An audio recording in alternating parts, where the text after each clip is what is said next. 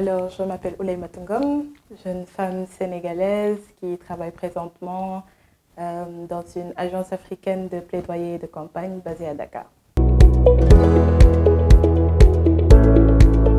Une personne passionnée, de nature opiniâtre, très empathique aussi, mais très active. J'ai un peu été éduquée comme ça avec un papa qui nous disait toujours qu'il ne fallait jamais être comme une sangsue. C'est-à-dire qu'il ne fallait pas être de ceux qui cherchent toujours à apprendre, mais apprendre à donner partout où on se trouve. Et donc ça a fait que j'ai toujours été de nature à m'impliquer dans plein de choses, à vouloir développer plein de choses. Mon parcours, j'ai grandi à Ziguinchor. C'est là-bas que j'ai fait la majeure partie de mes études, avec un petit crochet pendant 1 an aux États-Unis dans le cadre d'un programme d'échange du département américain. Ensuite, je suis revenue au Sénégal, j'ai fait mon bac et je suis partie au Canada, à l'Université d'Ottawa, où j'ai fait un baccalauréat en communication. Et je suis revenue de façon définitive au Sénégal en 2021. Alors, comme tu le sais très bien, cette émission elle est très axée sur des personnes qui ont choisi de revenir au pays après leurs études, ou bien ceux qui ont fait le choix de rester étudier dans ce pays. Pourquoi avoir fait le choix de rentrer au pays après tes études au Canada? Pourquoi pas? En fait, je pense que c'est un peu comme ça que ça a démarré, parce qu'à la base, je n'étais pas venue pour rester. J'étais venue pour des vacances. J'avais la chance de pouvoir faire du télétravail à l'époque. Et donc, je suis venue dans la dynamique de rester quelques mois et puis de repartir. Et le moment venu de partir, en fait, c'est là que la question s'est un peu posée. Pourquoi je devrais partir, en fait? D'accord.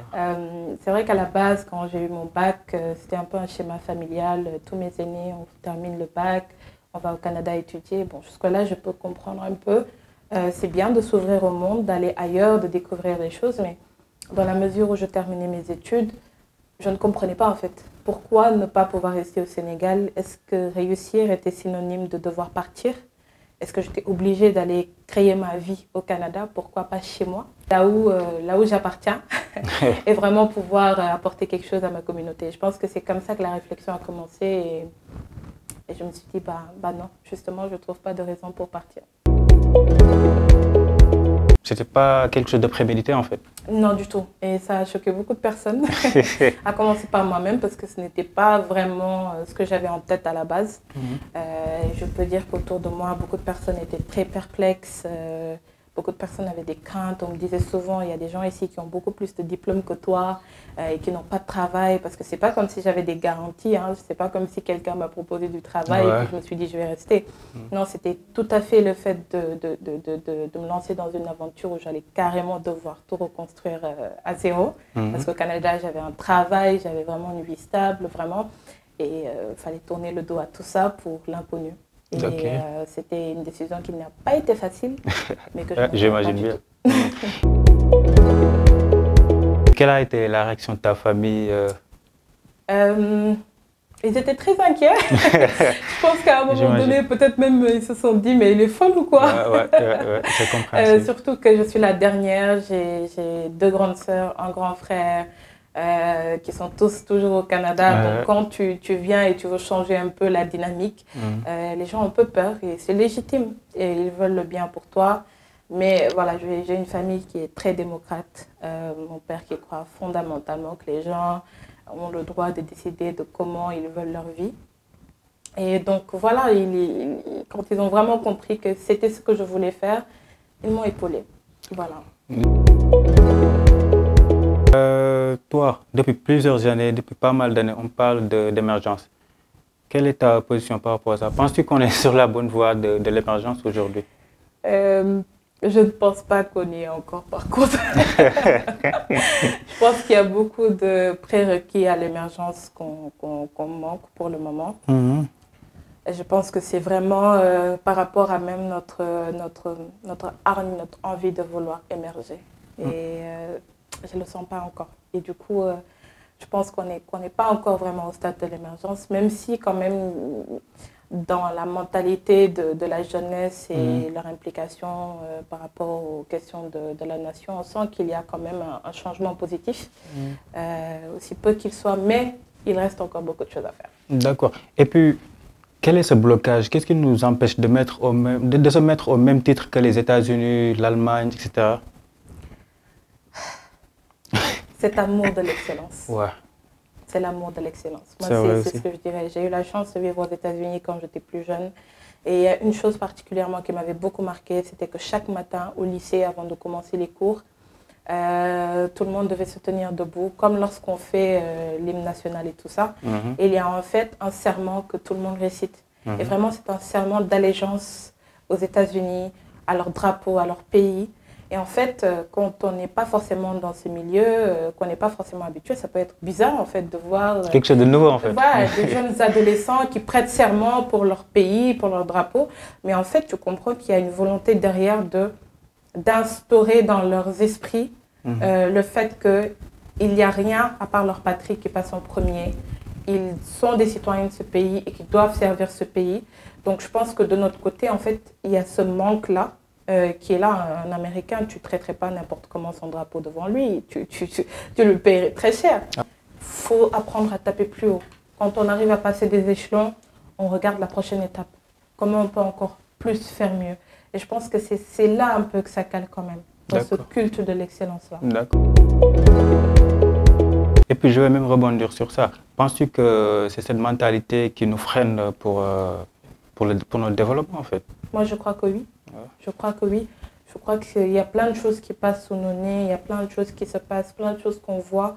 Et premièrement, nous, en tant que citoyens, à l'échelle individuelle, c'est des choses qui ne nous dérangent pas. On n'a pas envie de plus. On se dissocie du fait que mais c'est notre pays.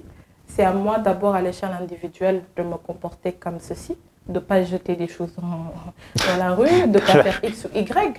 Ce n'est pas le pays de quelqu'un d'autre. Il n'y a personne au Sénégal. Quand toi, dans ta tête, tu te dis qu'il n'y a pas plus Sénégalais que moi. Exactement. Il n'y a personne qui a plus de droits dans ce pays que moi. Et de ce fait, il n'y a personne qui a plus de devoirs que moi dans ce pays. Ça change automatiquement la donne. Exactement. Et on vaut mieux pour soi et on vaut mieux pour le pays. Et puis je pense qu'il y a des pays même qui ont commencé à adopter cela. Par exemple, le Rwanda, Cap-Vert aussi. C'est des pays très propres. Exactement. Ouais. C'est des pays qui cherchent à aller plus haut, ensemble. Et donc, ça commence à l'échelle individuelle. Et il y a une volonté politique manifeste qui est là et qui agit un peu en guise de leadership qui tend à tirer cette population-là vers le sommet. Et une population aussi qui comprend l'objectif et qui est prête pour ça. Et puis, une population aussi très disciplinée pour ces deux peuples. Exactement. On est entre jeunes aussi, forcément, on va parler de la jeunesse sénégalaise.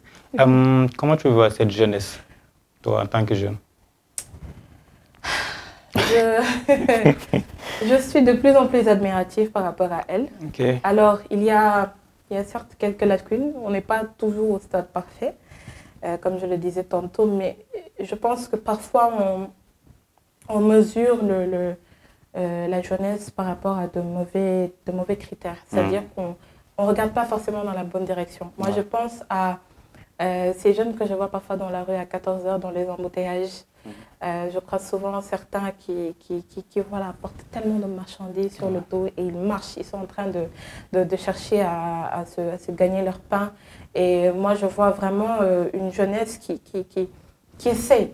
Elle essaye de s'en sortir. Après, ce n'est pas dans son ensemble. Il y a toujours quelques côtés sur lesquels il y a de la lacune. Ouais, bien sûr. Mais bien évidemment, moi, je pense qu'on a une jeunesse qui quand même essaye de s'en sortir et on peut faire mieux. Mais je pense qu'il faut déjà célébrer ce qui se passe. Et puis, on va toujours rester dans ce volet qui est la jeunesse. Quand tu entends beaucoup de jeunes dire qu'au Sénégal, on ne peut pas rester parce qu'il n'y a pas de travail, et que seulement l'issue c'est de partir en Europe ou bien au Canada, etc. Toi qui es sorti du pays et puis qui a vécu aux États-Unis et puis au Canada, comment tu vois ça et puis qu'est-ce que ça te fait? Qu'est-ce que tu as envie de dire à cette jeunesse aujourd'hui? Moi je pense que c'est vrai que c'est difficile au Sénégal, mais c'est difficile partout. Les difficultés changent selon où nous sommes. Mais pour moi, difficulté n'est pas synonyme d'impossible. Et en fait, c'est surtout ça que j'aimerais que beaucoup de jeunes gardent en tête. La situation du pays demande peut-être à ce qu'un jeune Sénégalais carbure beaucoup plus qu'un jeune Américain pour s'en sortir. Mais est-ce une raison forcément pour baisser les bras? Non. Je pense que ça veut juste dire qu'il faut être 2 fois plus créatif, 2 fois plus ouvert d'esprit, ne pas vraiment rester borné sur un schéma typique qu'on se voudrait. Faut que je passe à l'école par-ci, ensuite je vais finir, je vais avoir un boulot, etc. etc. Faut accepter de sortir des zones de confort et de ce qu'on aurait probablement imaginé et se demander qu'est-ce que la situation actuelle me permet, qu'est-ce que j'ai à ma disposition et qu'est-ce que je peux faire à partir de ça. Après, je ne vais surtout pas m'ériger en grand Manitou qui sait déjà tout, qui connaît le chemin et qui voilà, faut m'écouter. Quand même un peu d'expérience aussi. Mais voilà, moi je pense que ça n'a pas été facile, même pour moi qui suis revenue du Canada. Ouais. C'est pas une évidence que oui, parce que tu as été au Canada, tu reviens. Moi j'ai galéré. J'ai galéré, je pense que peut-être ceux qui me suivent sur Facebook ont eu voilà, à voir certaines de mes aventures, mais j'ai galéré. J'ai galéré, il y a eu des moments où j'ai galéré tellement que des gens me disaient « mais rentre au Canada ». J'ai dit non, parce qu'au Canada aussi c'est difficile. C'est extrêmement difficile, mais je préfère faire ce difficile-là ici, parce qu'ici je suis chez moi. Donc moi je leur dirais juste de ne pas baisser les bras, que ce n'est pas évident du tout, je le reconnais, je me sens même très privilégiée. Je sais qu'il y en a qui ont beaucoup plus de difficultés que moi, donc je ne vais surtout pas me plaindre, mais persévérons. Il n'y a rien de mieux que d'être chez soi. Ça, je peux le dire, mais vraiment, ma voix hyper haute, really loud, il n'y a rien de mieux que d'être chez soi. Tu entraînes forcément des gens te dire, ouais, parce que toi, tu es bien, toute ta famille est au Canada, tu peux nous dire de rester, mais forcément, il y a beaucoup de gens qui te disent ça aussi. On me le dit tout le temps. Ouais. Donc, c'est parce que j'ai le choix. Mais après, il faut comprendre, c'est pas parce que j'ai toute ma famille au Canada que forcément tout est rose pour moi. C'est pas rose pour les gens. Moi, ma famille, par exemple, beaucoup vous diront qu'ils me reprochent tout le temps que je ne demande pas de l'aide.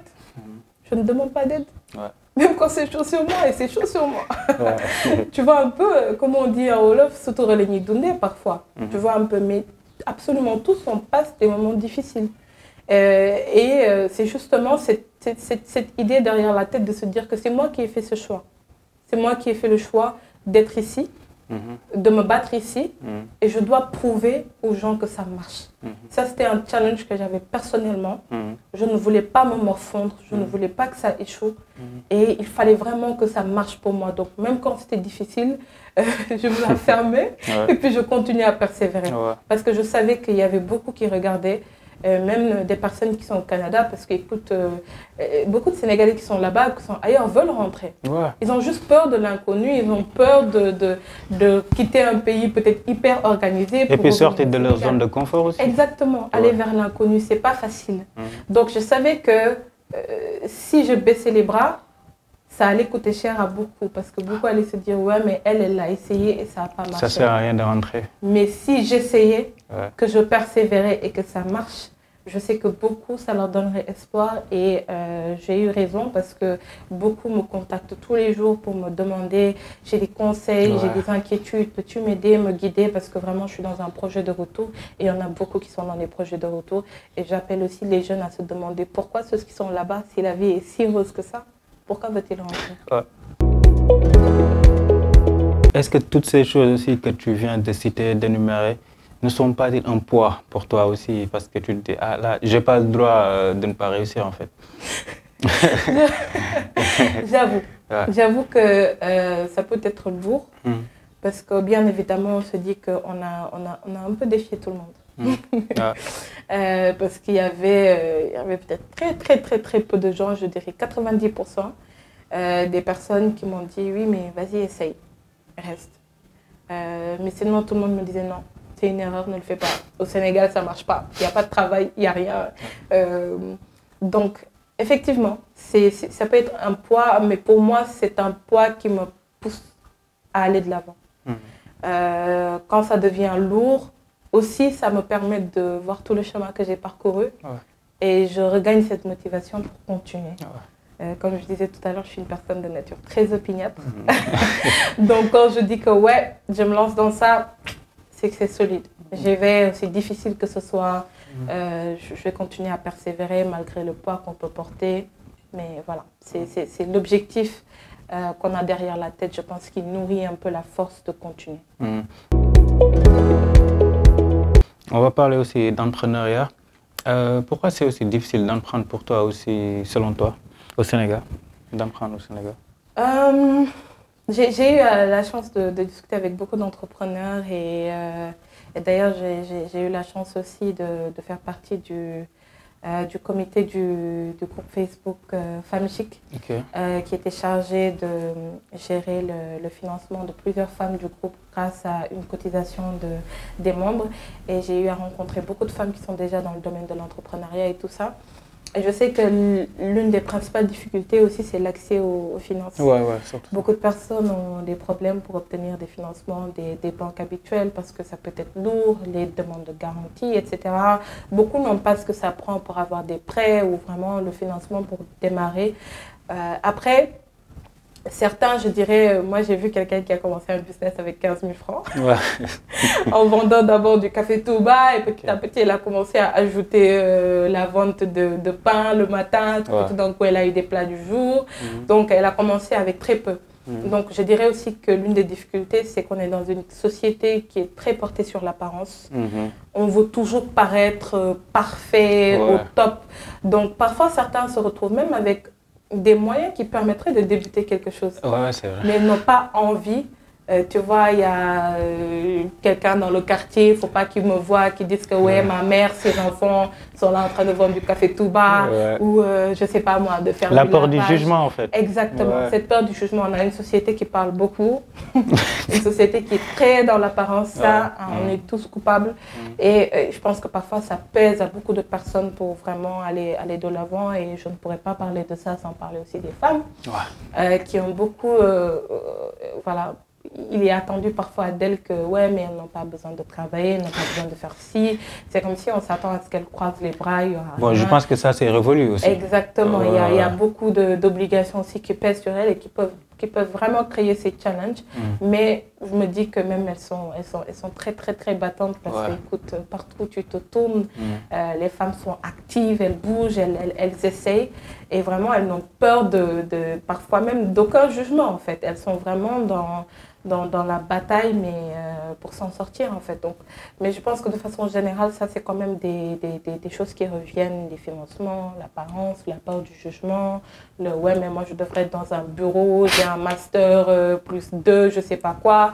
Donc, je ne dois pas faire ceci, cela, voilà. Je ne dois pas. C'est pour ça, tout à l'heure, j'ai vraiment parlé de s'ouvrir, d'avoir une ouverture d'esprit et de l'amour de soi et de se dire que, voilà, j'ai un chemin à faire et je dois commencer quelque part. Et il faut toujours voir qu'est-ce que je peux faire avec ce que j'ai sous la main maintenant, qu'est-ce que je peux faire à partir de là où je suis. Peu importe ce que les gens disent, ça compte pas. Dans l'avenir ou bien dans un futur proche, comptes-tu te lancer dans l'entrepreneuriat? Toi? Alors moi, je ne sais pas, peut-être dans l'avenir. Pour le moment, c'est sûr que je me plais beaucoup, beaucoup dans ce que je fais. Voilà, je travaille pour une compagnie avec laquelle je partage beaucoup de valeurs et je fais un travail qui tourne beaucoup autour des droits humains. Donc, je sens vraiment cet apport à ma communauté qui va même au-delà du Sénégal, de l'Afrique. Donc, pour le moment, ce n'est pas vraiment dans mes projets maintenant. J'avoue que même quand je venais de rentrer au Sénégal, avant que je trouve mon premier boulot et même après que je l'ai trouvé, j'ai pensé à commencer à faire du commerce. Pour dire que vraiment, moi, je ne me souciais de rien, des jugements. Parce qu'il y a certains qui te voient rentrer et tout ça, ils pensent que tu es rentré avec des mallettes d'argent. Ou bien ils commencent à se dire, ouais, mais est-ce qu'elle, on l'a pas chassé du pays là-bas, tu vois? Bon, certains auraient peur de se lancer dans beaucoup de choses. Et puis quand tu leur dis que moi je suis en train de galérer, ils ne vont pas te croire aussi. Non, ils ne vont vraiment pas. Ils se disent que non. C'est pas possible. En fait, il y a deux extrêmes. Soit tu rentres avec des mallettes d'argent, ou bien on t'a chassé du pays. C'est ça. Donc, mais bon, c'est à chacun de savoir vraiment c'est quoi ses objectifs et de faire ce qu'il faut pour ça. Je vois que tu es une personne qui est très présente sur les réseaux, que ce soit sur Facebook ou bien autres réseaux. Qu'est-ce qui explique cette présence sur les réseaux? Bah, j'ai rejoint Facebook, je pense, j'avais 11 ans, un peu comme tout le monde. Facebook était nouveau. Comme moi, ouais. Voilà, on se lance. À l'époque même, j'avais même pas le droit d'être sur Facebook. Mon père me traquait sur les réseaux. Dès qu'il me voit, il me dit, tu quittes c'est pas pour toi. Mais voilà, j'étais curieuse, c'est ce qui m'a menée à Facebook. Et puis petit à petit, voilà, on commence à interagir avec les gens, il se passe des choses. Et moi, de nature... même dans ma vie de tous les jours comme ça, je suis quelqu'un qui converse beaucoup parce que c'est dans ce milieu-là que j'ai grandi en fait. Et puis on est dans ce monde aussi. Exactement. J'ai grandi dans une famille où mais vraiment on débat, on discute, on échange. Et donc je suis tout le temps comme ça. Quand il y a quelque chose qui m'intéresse, qui me passe par la tête, mais j'ai envie d'en parler, j'ai envie d'échanger. Et quand j'ai une plateforme, ben, pourquoi pas? C'est une plateforme pour que je m'exprime, c'est pas juste pour consommer. Comme je dis, moi je suis jamais quelque part dans la dynamique de juste prendre, de consommer. Je donne aussi, je donne de ma pensée, que ça plaise ou non. Parfois ça clash, mais je dis ce que j'ai à dire parce que j'ai le droit de le dire. Et donc c'est juste ça. Et tu n'hésites pas à prendre position aussi sur des sujets très très chauds. Non, mais c'est par rapport à ce que je disais tout à l'heure. Hein. Je pense qu'il n'y a pas plus sénégalais que moi. Ouais, ça t'est à balles réelles. Personne n'a plus de droits dans ce pays que moi. Personne n'a plus de devoirs aussi dans ce pays que moi. Et donc, pour tout ce qui touche à mon pays, je me réserve le droit d'en parler ou pas, d'ailleurs. Et donc, chaque fois que j'ai quelque chose à dire, mais je le dis. Il y a pas... J'ai pas cette crainte, je ne suis pas le genre de personne qui se laisse intimider. C'est la nouvelle génération. Ben, c'est le new mindset. Exactement. Et puis dans un coin de ta tête ou bien dans un futur, quand tu te lances dans la politique, je pense que Oulaye va se lancer. J'en suis certain. Pour le moment, je suis dans la politique générale, dans le sens général du terme. C'est-à-dire que j'ai des initiatives dans lesquelles je travaille qui me permettent vraiment de faire du bénévolat, que ce soit dans le domaine de la formation, des associations. Et pour le moment, c'est mon secteur. Après, je ne sais pas ce que l'avenir réserve demain. Ce que je sais, c'est que je crois fermement que j'ai le droit d'être partout où je crois devoir être. Et j'irai juste où je crois que ma place se trouve et où je crois que je peux être utile aux gens autour de moi et à mon pays, peu importe le domaine dans lequel c'est. Donc, pour le moment, ce n'est pas mon projet, mais Allahu A'lam, je ne sais pas. Avant de terminer, on veut juste que tu lances un petit message aux jeunes ou bien même à des gens qui sont moins jeunes aussi. Mais surtout à la jeunesse sénégalaise en tant que jeune. Quel message as-tu envie de leur dire, de leur passer avant de terminer? Alors, je ne m'érigerai surtout pas en donneuse de leçons. Parce que je ne me crois pas assez légitime pour ça. Mon message va être celle d'un être humain à un autre. C'est celui de dire que je sais, croyez-moi, je sais que parfois ça peut être vraiment difficile. Particulièrement quand on ne voit pas le bout du tunnel. C'est très dur. Qu'on ne sait pas, mais c'est vraiment même pas que c'est difficile, mais c'est qu'on ne voit pas le bout du tunnel. C'est des choses qui arrivent dans la vie, peu importe le domaine, hein, que ce soit professionnellement, dans la vie privée, etc. Je pense qu'on se confronte tous à des moments où on ne voit pas le bout de ce tunnel-là. Excuse-moi, toi, il t'est arrivé ça, d'avoir des doutes ou bien de ne pas... Oui. Voilà, mais oui, bien sûr, c'est humain. C'est humain. Je dis même pas doute, même c'est petit. C'est des moments où mais tu ne vois pas l'autre bout, tu ne sais pas, tu es en train de marcher, tu ne sais pas, c'est tout noir devant toi. Tu ne sais même pas si tu vas vers un précipice ou je ne sais pas quoi. Tu ne sais pas ce qu'il y a au bout et tu ne sais même pas si tu arriveras au bout, en fait. Tellement tu te sens épuisé, découragé, désespéré, ça arrive.